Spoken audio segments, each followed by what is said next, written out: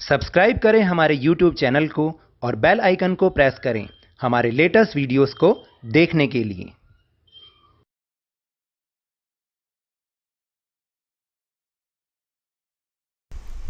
Hello and welcome to Lavneesh sir की class.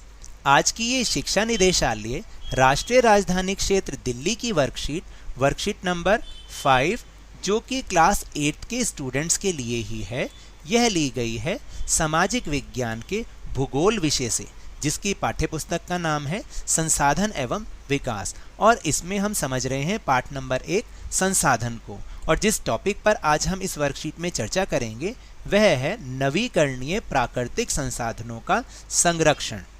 तो जैसा कि आप सब जानते हैं कि हमने इससे पहले वाली वर्कशीट्स में पढ़ा कि संसाधन भी दो प्रकार के होते हैं, प्राकृतिक संसाधन और मानव निर्मित संसाधन। फिर प्राकृतिक संसाधन भी आगे दो प्रकार के हैं, एक नवीकरणीय संसाधन जिन्हें हम बार बार प्रयोग कर सकते हैं और एक अनवीकरणीय संसाधन जिनका केवल एक ही बार प्रयोग हो सकता है। और हम सब जानते हैं जितने भी अनवीकरणीय संसाधन हैं जैसे कोयला, पेट्रोल, खनिज तेल, गैस इत्यादि, ये इनका जो भंडार है वो बहुत सीमित है और ये एक ना एक दिन ख़त्म हो ही जाएगा। तो हमें इनका तो संरक्षण करना ही करना है, लेकिन जो नवीकरणीय संसाधन हैं जैसे वायु, मिट्टी, पानी, सौर ऊर्जा, तो इनमें से भी जो कुछ संसाधन हैं उनको हमने इस कदर यूज़ किया, उसको इस कदर हम प्रयोग करते जा रहे हैं, अंधाधुंध प्रयोग करते जा रहे हैं और उसे प्रदूषित कर रहे हैं, गंदा भी कर रहे हैं। तो कहीं ऐसा ना हो कि ये जो अनवीकरणीय संसाधन है वो भी ख़त्म हो जाएं और ये जो नवीकरणीय संसाधन है जिन्हें हम बार बार यूज़ कर भी सकते हैं वो भी हम उनको ख़राब कर बैठें तो हम क्या यूज़ करेंगे? हमारे लिए ना तो कुछ बचेगा और ना ही हमारी आगे आने वाली भावी पीढ़ी के लिए कुछ बचेगा। तो चलिए आज इन्हीं नवीकरणीय प्राकृतिक संसाधनों के संरक्षण पर इस वर्कशीट में हम चर्चा करते हैं। तो शुरुआत करते हैं मेरे साथ और समझने की कोशिश करते हैं। हमने पहले जाना कि संसाधनों का संरक्षण हमारे लिए क्यों जरूरी है। इन संसाधनों में से बहुत से ऐसे हैं कि कितना भी प्रयोग करो वो कम नहीं पड़ते और बहुत से ऐसे ही हैं जो एक ही बार प्रयोग किए जा सकते हैं, जिनको दोबारा नहीं बनाया जा सकता। जैसे तो आप जानते हैं कोयला, पेट्रोल, गैस, ये क्या होता है, इनको बनने में लाखों करोड़ों साल लग गए और अगर ये अब ख़त्म होंगे तो अगले लाखों करोड़ों साल लग जाएंगे फिर दोबारा से इन्हें बनने के लिए। तो इनको हम क्रमशः नवीकरणीय और अनवीकरणीय संसाधनों के नाम से जानते हैं। तो आओ अब हम नवीकरणीय और अनवीकरणीय संसाधनों के संरक्षण पर चर्चा करें। तो हम बात करते हैं कि नवीकरणीय संसाधन कौन से संसाधन होते हैं। वे संसाधन जो शीघ्रता से नवीकृत अथवा नए या पुनः पूर्व अवस्था में आ जाते हैं। तो इसका मतलब वो संसाधन जिनको हम एक बार प्रयोग करते हैं और फिर उन्हें पुनः यानी दोबारा भी प्रयोग कर पाते हैं, उसे हम नवीकरणीय संसाधन कहते हैं। और इसके नाम में भी इसका अर्थ छिपा हुआ है, नवी यानी नया, करणीय जिसको किया जा सकता है, जिसको नया किया जा सकता है, उसको हम नवीकरणीय संसाधन कहते हैं। लेकिन फिर भी कुछ नवीकरणीय संसाधनों जैसे जल, मृदा यानी मिट्टी, वायु और वन का लापरवाही से उपयोग उनके भंडार को प्रभावित कर सकता है। तो मैंने आपको बताया कि हम इनका इतना अंधाधुंध प्रयोग कर रहे हैं कि हम ये देख ही नहीं रहे कि हम उसको प्रदूषित भी कर रहे हैं। जल की कमी और प्राकृतिक जल स्रोतों का सूखना आज विश्व के बहुत से भागों में एक बड़ी समस्या है। उसी प्रकार भूमि की खुदाई, जंगलों की लगातार कटाई से प्राकृतिक आपदाओं का बार बार दस्तक देना मानव जीवन के लिए बहुत बड़ी परेशानी खड़ी कर सकता है। तो देखिए ना कि जो ये नवीकरणीय संसाधन है, हम भूमि की खुदाई कर देते हैं, उसमें से खनिज निकालते हैं और उसको खुला ही छोड़ देते हैं, जिससे क्या होता है कि सारी भूमि कैसी हो जाती है, आप बताइए, खोखली हो जाएगी। जो खोखली ज़मीन होगी वो किसी भी काम नहीं आती है, ना खेती के, ना घर बनाने के, ना कोई बिल्डिंग बनाने की। इसी तरह जब हम जो जंगल होते हैं उनकी लगातार कटाई करते ही जा रहे हैं तो इससे हम क्या हो रहा है, हमें बाढ़ का सामना करना पड़ रहा है। पूरी दुनिया का जो तापमान है, पूरी दुनिया में गर्मी बढ़ती चली जा रही है और बरसात भी नहीं हो रही, क्योंकि हमने ये सीखा है कि बरसात होने में इन पेड़ पौधों का, जंगलों का बहुत बड़ा रोल होता है। तो अब आपको पता चला कि ये नवीकरणीय संसाधनों का संरक्षण कितना ज़्यादा ज़रूरी है। तो आओ पता लगाएं और सूची बनाएं किस चीज़ की। अब देखिए, पहला यहाँ पर एक सिचुएशन दे रखी है। ये मेरा फॉन्ट मतलब टेक्स्ट ज़्यादा था और इसलिए मैंने फॉन्ट थोड़ा छोटा किया, इसलिए मैं बोल रहा हूँ, आप उसको भी सुनिएगा।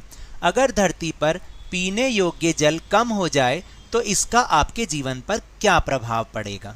तो आप भी सोच सकते हैं कि इसका हमारे जीवन पर क्या प्रभाव पड़ेगा, कि अगर धरती पर पीने योग्य पानी कम हो जाए तो इससे हमारा जीवन बुरी तरह प्रभावित होगा। क्योंकि अपने जीवन को फिर बनाए रखने के लिए, यहाँ बनाने हैं, यहाँ पे बनाए होना चाहिए, बनाए रखने के लिए हमें और ज़्यादा प्रतिस्पर्धा करनी पड़ेगी, यानी लड़ाई छिड़ जाएंगी कि कौन पहले पानी का यूज़ करेगा।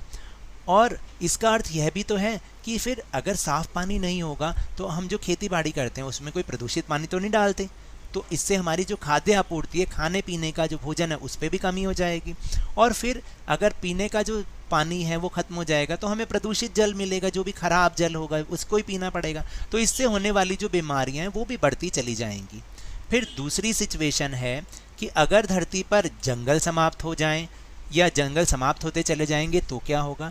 तो अगर धरती पर जंगल समाप्त होते चले जाएंगे तो इसका हमारे पर्यावरण पर बहुत बुरा प्रभाव पड़ेगा। पूरी दुनिया का तापमान बढ़ता चला जाएगा और हमें बाढ़ जैसी समस्याओं का सामना बहुत अधिक करना पड़ेगा। तो प्रत्येक व्यक्ति संसाधनों के संरक्षण में अपना योगदान दे सकता है। नीचे कुछ उपाय दिए गए हैं, इसके अतिरिक्त आप अपनी समझ से सोचकर लिखेंगे कि आप किस तरह अपना योगदान दे सकते हैं। तो यहाँ पर लिखे हुए हैं, कुछ तो उदाहरण के रूप में दे रखे हैं और कुछ आपको खुद से लिखने हैं। तो चलिए इसको भी एक बार मेरे साथ समझते हैं। तो पहला है जल का संरक्षण, और इसके क्या क्या उपाय हैं और आप क्या सुझाव दे सकते हैं। जैसे पहला है पीने के पानी को गाड़ी धोने और सड़क धोने के काम में ना लाना। दैनिक कामों जैसे नहाने, कपड़े धोने के समय पानी को बेकार नहीं करना। फिर और क्या उपाय हो सकते हैं, जैसे कि अगर कभी कोई नल खुला नज़र आ जाए तो उसे तुरंत बंद कर देना चाहिए। बिल्कुल ऐसा ही होना चाहिए, क्योंकि पानी की एक एक बूंद कीमती है। फिर उसके बाद अपने दांत ब्रश करते समय हमें पानी बंद कर देना चाहिए और साथ में एक मग भर के रखना चाहिए, जिससे हम कुल्ला आदि कर सकते हैं। फिर पांचवा है कि यदि कोई नल या पाइप लीक कर रहा है तो उसकी जांच करवानी चाहिए। फिर इसके बाद दूसरा संसाधन है भूमि अथवा मृदा का संरक्षण, यानी मिट्टी का संरक्षण। तो पहला है कि उपजाऊ भूमि को कृषि कार्य के लिए प्रयोग करना चाहिए, बिल्कुल सही बात। दूसरा, बंजर या जो कम उपजाऊ भूमि होती है उसका प्रयोग हम मकान बनाने या उद्योग स्थापित करने में कर सकते हैं, जिससे भूमि का संरक्षण हो सकता है। फिर तीसरा है कि प्लास्टिक का उपयोग ना करना, क्योंकि इससे भी भूमि और मिट्टी दोनों खराब होती हैं। फिर चौथा उपाय ये हो सकता है कि फसलों का चक्रीकरण किया जा सकता है, यानी फसलों को बार बार बदल बदल के लगाने से उसकी उपजाऊ शक्ति और मिट्टी की उर्वरा शक्ति बनी रहती है। पांचवा, मृदा अपरदन पर नियंत्रण। मृदा अपरदन होता है कि मिट्टी की जो उपजाऊ परत होती है वो उड़कर या बहकर दूसरी जगह चली जाती है, तो हमें ऐसे इंतजाम करने चाहिए जिससे वो ना वहाँ से हटें। तो इस पर अगर नियंत्रण कर लेंगे तो भी भूमि अथवा मृदा का संरक्षण हो पाएगा। फिर तीसरा है वायु का संरक्षण। तो अपनी हवा को साफ कैसे हम कर सकते हैं। पहला है कि प्लास्टिक या पत्तों या किसी भी प्रकार के दूसरे पदार्थों को, जो भी पदार्थ हैं, उनको जलाना नहीं चाहिए। और अगर कोई जलाता भी है तो आप उसको समझाइए कि इससे हमारी वायु प्रदूषित हो रही है, क्योंकि इसी वायु में तो हम सांस लेते हैं। फिर दूसरा है कि पौधे लगाना और पत्तियों को ना तोड़ना। जितने ज़्यादा से ज़्यादा हम पौधे लगाएंगे उतना ही हमारी वायु, हमारे आसपास की वायु साफ होती चली जाएगी। इसके अलावा कुछ सुझाव ये भी हैं कि जैसे कारपूल करना, यानी अपनी अलग अलग गाड़ियों में ना जाकर 3 या 4 व्यक्ति एक ही गाड़ी में चले जाएं, तो इससे भी वायु प्रदूषण कम होगा। या सार्वजनिक परिवहन का उपयोग करें, कि भाई अपने निजी वाहन का उपयोग ना करके जहाँ तक संभव हो सके सार्वजनिक परिवहन का उपयोग कर लें, या जब भी संभव हो तो पैदल ही जाएं। अगर आसपास आपको कोई काम है तो आप पैदल जाएं। फिर चौथा, एक बहुत महत्वपूर्ण उपाय ये भी है कि किसानों द्वारा पराली को ना जलाने से वायु संरक्षण हो सकता है। अभी आप देखिए कि जैसे ही अक्टूबर तो शुरू हो गया है, अभी दूसरी फसल किसानों को बोनी है, तो जो पहले वाली फसल के ठूंठ हैं उन्हें पराली कहते हैं। वो क्या करते हैं, उस खेत को तैयार करने के लिए उसको जला देते हैं, जिससे बहुत धुआं उठता है और पूरा आसपास का वातावरण, आसपास के राज्यों का वातावरण प्रदूषित हो जाता है। और फिर पांचवा है कि चिमनी के लिए फ़िल्टर का उपयोग करना, यानी जितने भी उद्योग धंधे हैं जो चिमनी लगाते हैं उसमें अगर वो फ़िल्टर लगा लें तो इससे भी वायु प्रदूषण कम हो सकता है। और उसके बाद है वनों का संरक्षण, यानी जंगलों को कैसे बचाएं। तो इसका उपाय है कि कागज़ों को ना फाड़ा जाए, तो पेड़ों की कटाई ही नहीं होगी, क्योंकि कागज़ तो पेड़ से बनते हैं। तो इस बात पर आप बहुत ज़्यादा जोर दीजिए और बहुत ज़्यादा इस बात को समझिए कि आप कागज़ को वेस्ट मत किया कीजिए, क्योंकि जब भी कोई कागज़ वेस्ट होता है मुझे तो दर्द होता है। तो आपको भी ऐसा ही होना चाहिए, कागज़ को पूरा यूज़ करें, बिल्कुल मैक्सिमम यूज़ करें, क्योंकि जितने ज़्यादा हम कागज़ को यूज़ करेंगे उतने ज़्यादा ही हमें पेड़ों को काटना पड़ेगा।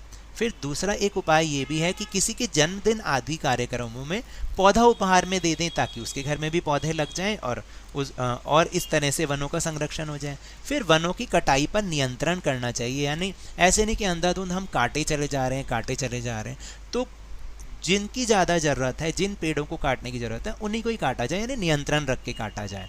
फिर चौथा है कि वन तथा वन्य उत्पादों का उचित एवं नियोजनपूर्ण उपयोग, यानी वन से जो भी हमें उत्पाद मिलते हैं तो उनको हम सही ढंग से प्लानिंग बना के यूज़ करें, तो हमें बहुत सारे जंगलों को नहीं काटना पड़ेगा।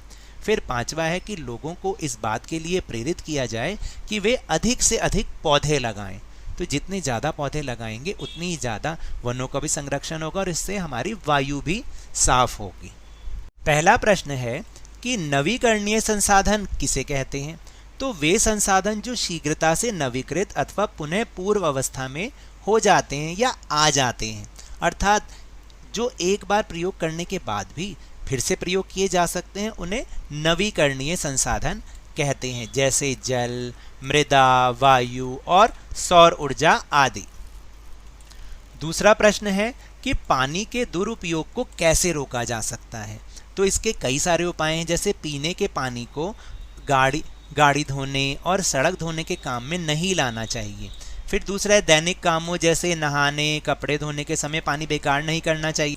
तीसरा उपाय है कि अगर कभी कोई नल खुला नज़र आ जाए तो उसे तुरंत बंद कर देना चाहिए।